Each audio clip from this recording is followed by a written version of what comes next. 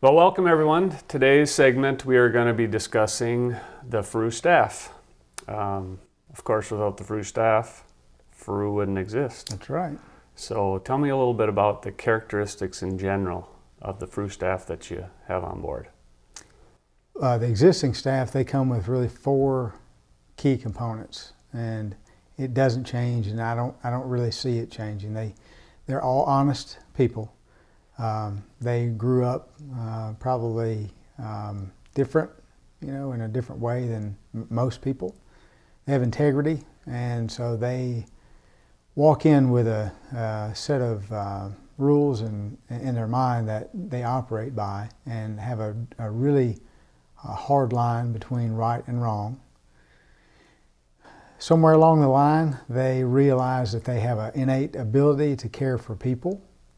Whether that was they learned it early on or found it out later in life, they all have the innate ability, and we don't have to teach that. One of the most important characteristics that they come with and that they have, the most successful team members are self-motivated. And that's something that you learn either from your parents, from your environment, or from coaches, from others around you.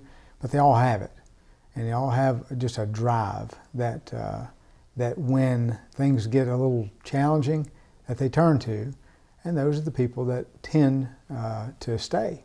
We've got, I'm proud to say we have quite a few people that have been there for a number of years, and we also have quite a few that are young, and they're driven and motivated and self-motivated. So is there, when you go out and you look for people, do you think that, do you have a team of people that make determination whether or not this person's going to fit or not? Or you have to have a team. Yeah. Man, if I were to do it myself, we wouldn't be successful because people see things differently. Yeah. My wife sees things differently than I do. She picks up on things that just blow right past me. So typically what we do if we're investigating or interviewing somebody and just spending some time with them, we'll do it in a group, because you'll look at someone differently than I will. You were raised a little differently. Although you have those four characteristics, one is the primary. And so where mine may be self-motivation, yours may be caring for people. And by having a group to go through that process and really spend time with people, we can pick out that they have all four, and that they have all four in spades. And usually we can figure out which is their strength among their strengths. So do you try and, does it matter if one strength is higher than another, as long as they have all four? So it does. It matters in the sense that it depends on the task, the job, the position that you're in. For instance, a clinician may have in spades the care for people, and be self-motivated, and that may be their main too. And honesty and integrity just come along with it. A technician that has a different job, his integrity may be what actually drives him, because he knows or she knows that if they let a job go through, a prosthetic device go through that's not top tier, top notch, there could be a failure down the road, or the patient might not accept the cosmesis or the way it looks. So the integrity of a technician might trump their one of the others. But all of our people that are successful come with those four. But it does depend on the job and the direction and the intent of the job. So does corporate office then typically control the initial part of the process of interviewing? Well, we like to, and the reason is, we talk about culture. We try and embody the same culture throughout the organization. Now, the more mature our offices get, the more we understand and realize that they know what the culture is and should be. They also know the methodology that we use in Huntsville. And so the more mature they become, the more control they have over picking and choosing their people. We do like to be involved because two heads are always better than one, and so the more people we get involved in the process, the more we see early. And we would rather know early on that a candidate is not going to be right for us, or our facility and the way we do business is not right for them, than figure it out 2 years down the road, because then patients are affected, the business is affected, and our team is affected. We really don't want to do anything to take us off course or to hurt our central team. Mm-hmm. When you look for somebody, do you find that people, or let's say over the past years as you've been doing this, you had mentioned in the past that you have gone through a few people that didn't work with the culture as has evolved, or as as your vision has changed from back in the early 90s to today. Do you find that people seek you out and you don't have to look a lot for employees, or is it position by position? That's an interesting question. I think it's position by position, and here's why. I'll give you several examples. I came looking. This is 25 years ago. I had a need to fill, and so I came looking. Kim was a patient of mine 20 years ago. Yeah. He wasn't looking. He wasn't looking at all. Brandon wasn't looking.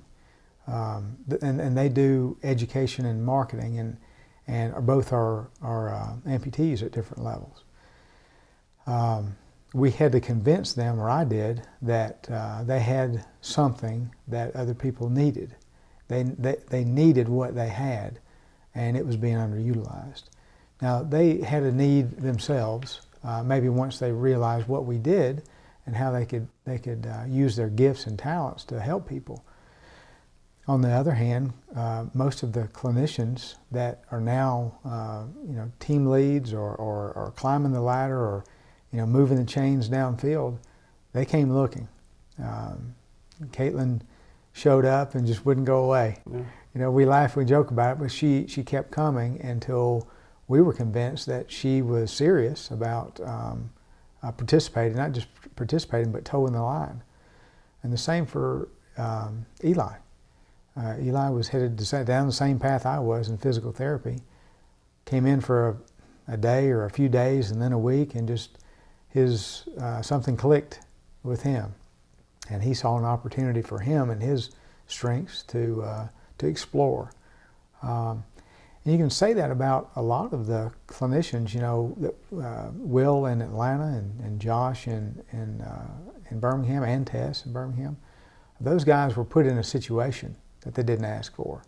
Not that we fell, out of the sky.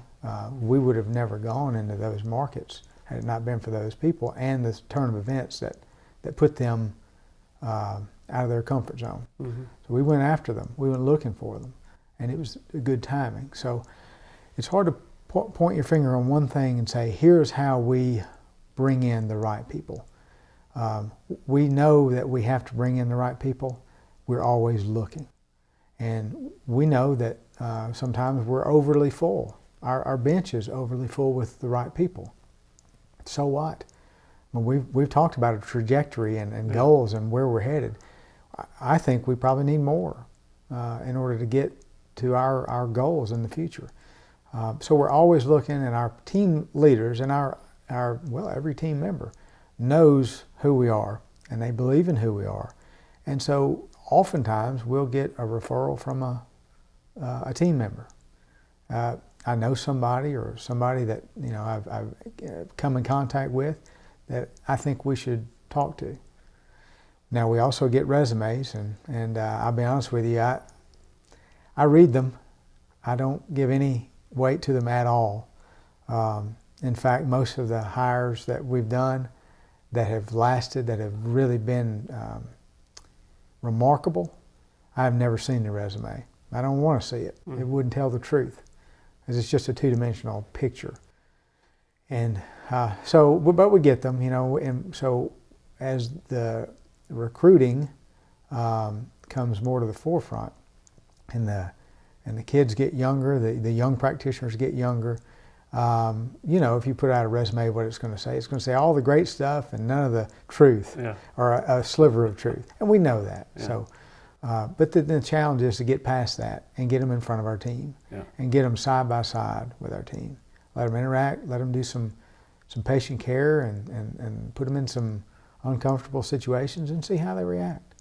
Because day one, they're going to be uncomfortable. Yeah.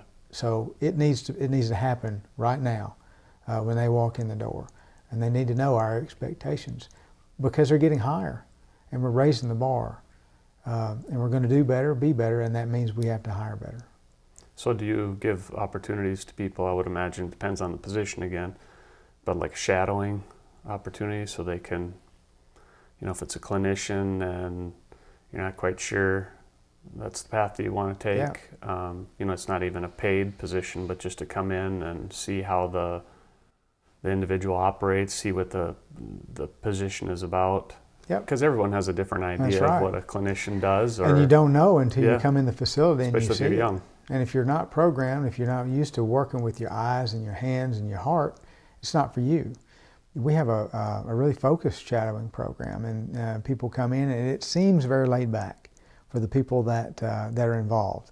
But I assure you it's not. Behind the scenes, there's a constant focus on how those people, even the young people that are interacting with patients, interacting with the technicians to administrative staff, they're constantly under scrutiny by the people that are vetting them to see if they're worth our investment.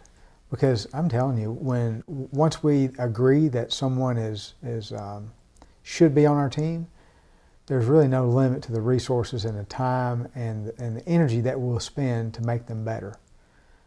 We also have an intern program, and so that intern program works in the same way, but it's just a more regimented, structured, logical path versus the shadowing, where you just come in and hang out and look around and go in and out with patients. This is more of a getting your hands dirty, teaching you about what some of the behind the scenes actions are and why we do the things that we do and in the way that we do them.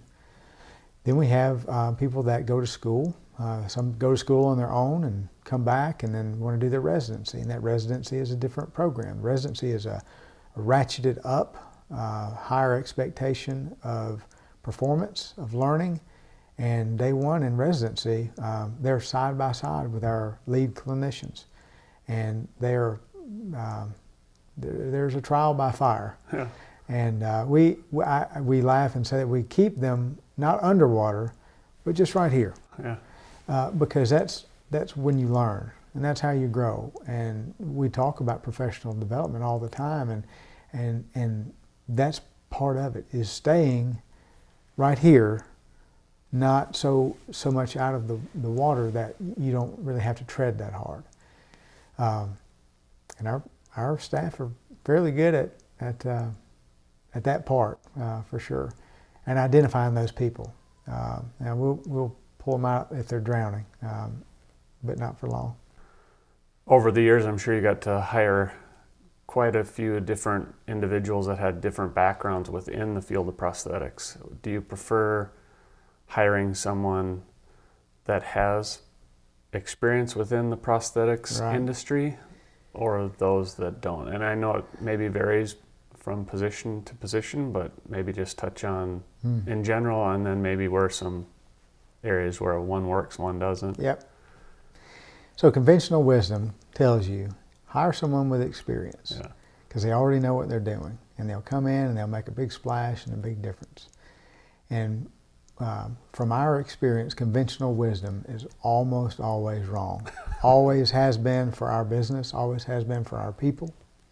We've done that. We've hired several over the years from other facilities. And they come with other things. They come with different methods, different anticipations, different outlooks, and some don't come with those four things that we require. And it's odd that they don't, because you would assume as a clinician, Yeah. you'd be honest, you'd have integrity, and you would care about people, and you'd be self-motivated. That's not always the case. So there is a reason, typically, that someone from another facility is looking for a job, quite honestly. The people that you want are not looking.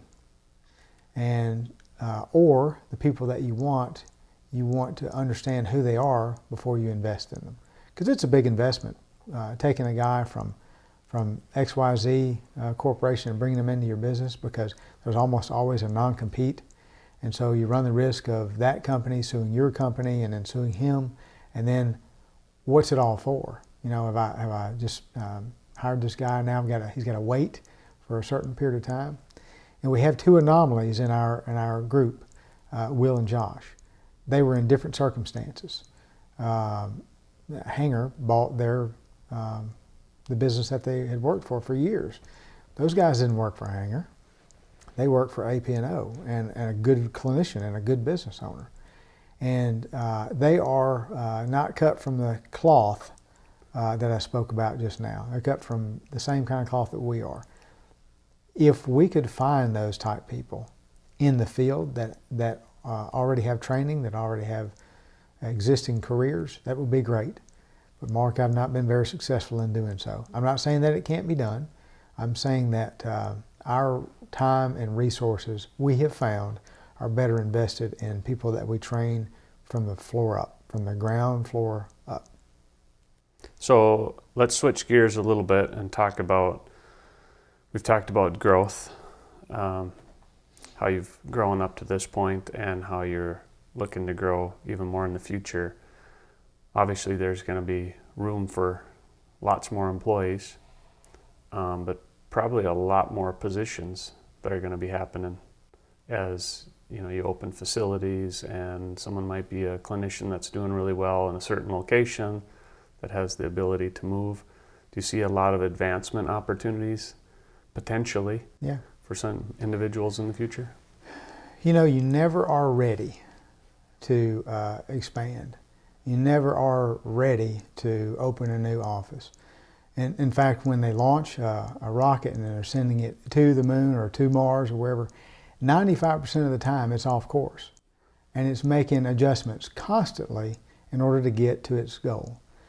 So to answer your question, there's opportunity throughout the company for advancement, from the technical role to the administrative role to the front office role to the clinical role, advancement into leadership. There are a myriad of advancement opportunities that exist in our company right now. What it will mean is that the self-motivated will not just survive, but they'll advance. And the challenge going forward as we adjust is to find those that have the other three characteristics but have the self-motivation in spades. That's hard to identify because it's easier to identify an honest person than a motivated person. And you can, if they show up early for things and they are constantly pitching in to help, don't feel like they're trying to step on people's toes, but they do, they're not advancing for advancement's sake. They're toeing the line. They're moving the chains downfield. And those people are hard to find. They're not impossible. We have a company full of them. So they're out there. But as we go forward, that's going to be one of our greatest challenges, is to identify the right folks, vet them, let our leaders, our leadership team, and the people that are advancing currently identify people that they want to bring on board. So your first inclination is to almost, what I'm hearing is 95, 99% to promote from within, if possible, based on how you bring people aboard. Right. That's been our most successful reasoning. And because it gives us it charts out a course, it gives us a process that we can follow, and we can adjust far sooner and far less painfully and with far less expense to the company if we train you from the ground up. So yes, our 110% methodology will always lean toward promotion from within. Now we have to hire from without to get them inside. Mhm. So that's the second biggest challenge, is to vet them before they get there. There's one bad choice can change the direction of an office, right? Or one overly skeptical position that's held can slow the growth in an organization. So looking forward, that's our direction, that's our challenge, is to promote from within, be very careful on the people that we bring in. A lot of the training that you have done up to this point typically happens when you're talking about advancement for people in the corporate office. But I would imagine you can kind of see that shifting a little bit, possibly, to the branches. It and did. More and more branches It you did. have. It used to all happen in the corporate office. But, I think by doing that, and that was partly, if we're looking at a squeeze point, a choke point, it almost always is me. Because I'm in the Huntsville office, and I think I need to see and touch and feel and smell everything. Then when people come through there and for training and whatnot, and then they're released to another facility or organization, I feel better about it. I know that going forward, in order to grow, I'm going to have to allow more freedom and just not pay attention, but not be the decision maker in all of these things. Mm. And so what that means is, there's going to be professional development in every location that we have, opportunity for advancement in every location that we have. And as we move forward, because we want to promote within, as we expand, there's going to be opportunities for people in the corporate office, in each office, to decide where they want to be and what level they want to become. Do they want to be in a different location, in a different office? Do they want to help grow the office that they're in? What does it look like long term for them in our plan? So in order to do that, as part of the releasing of the brakes, I have to do the same thing. I have to release the people that are really responsible for it and accountable to me and our staff to do what they need to do to get us where we want to go.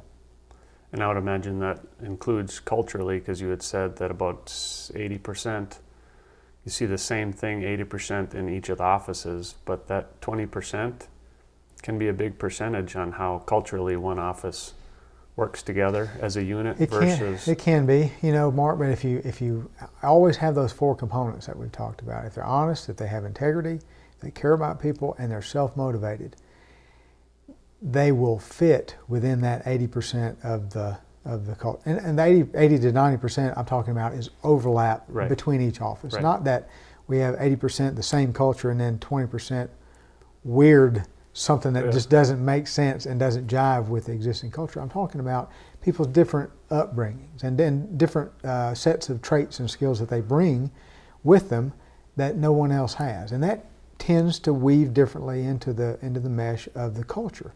And that's really the awesome part about it is if every office, if every office looks exactly the same, we're not growing fast enough. We're not moving in the direction that we need to go, and we're likely to get stagnant because we're all going to be in the same rut. Mm-hmm. We're all going to see things kind of the same, and that's not what makes us grow. It's the difference in that 10 to 20% and that challenge that we use to challenge each other to grow. Overall, we don't all wear overalls. Only some of us work in Alabama. And that was a prerequisite for back in the 90s. I haven't seen overalls in Georgia yet, but yeah. Overall, I know the answer to this, but I want to hear your answer. What role does the staff play and the type of staff that you hire have in the success of Veru? That's a deep question. So there's two ways to look. You look to leadership for direction, and not for absolute direction, but for direction. You look to the staff, every individual member of the staff, in order to help fulfill the vision. And the vision is as simple as this: to take care of amputees, to do it as best as humanly possible. Our overarching big picture vision is to touch 1 million lives in our lifetime. That's a big deal, that's a big goal, and that's a lot of folks. So how in the world do we do that? Keith can't do it. Clinic leads can't do it alone. It takes every single individual believing in our organization, believing in our mission, believing in our vision, in order to even approach that type of goal. So without our staff, without the people that do the behind the scenes things that I never hear about, or I only hear about once a year or once a quarter, without those people, we don't exist. We don't have a vision. We don't have goals. So it's because of our staff and because of our culture that they have helped create that I can sit here with you and confidently tell you where we're going in the future. Awesome. Yeah. Well, thank you, Keith. Yeah. Thank you to everyone for watching. We hope you enjoy the conversation. Have a great day.